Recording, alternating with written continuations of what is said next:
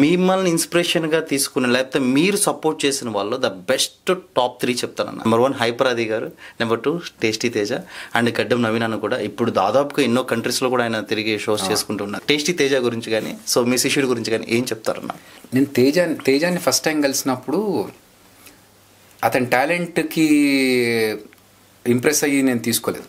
Okay, ఒక joke చెప్పాడు, ఫన్నీగా లేకున్నా మేమందరం సీరియస్గా చూసి ఏంటి ఇప్పుడు దీనికి నవ్వాలా అనుకొని నవ్వేసుకున్నాం. అంటే అతను చెప్పిన కాన్ఫిడెన్స్ ఏదైతే ఉందో అది జోక్ నవ్వేదా నవ్వందా కాకపోయినా అతను ఏదైతే కాన్ఫిడెన్స్తో నేను చేస్తానన్నా అని చెప్పేసి వెళ్ళాడో, అది చేసిన తర్వాత ఏంటయ్యా ఇది జోక్ అంటావా దీన్ని, ఇది మేము నవ్వాలా దీనికి అంటే, అదేంటన్నా మా కాలేజీలో అందరు నవ్వారు కదా దీనికి, అయితే కాలేజీలో చెప్పుకో అని చెప్పి మేము నవ్వుకున్నాం.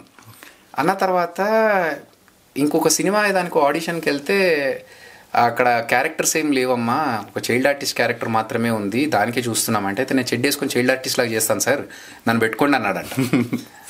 అంటే దేనికైనా మౌల్డ్గా అవుతాను, నాకు ఇది పిచ్చి నేను చేయగలుగుతాను అన్నప్పుడు, సరే ఓకే నువ్వు అసలు ఏం చదువుకున్నావు ఏం చేస్తున్నావు అంటే, నేను ఎంటెక్ అన్నా ఇలా జాబ్ మీద వచ్చాను అంటే, నాకు అక్కడ కనెక్ట్ అయ్యాడు. అరే నేను చదువుకొని నేను ప్యాషన్తో వచ్చాను, అతను ప్యాషన్తో వచ్చాను, ఫ్రాంక్గా మొత్తం ఉన్నట్టుగా మాట్లాడాడు.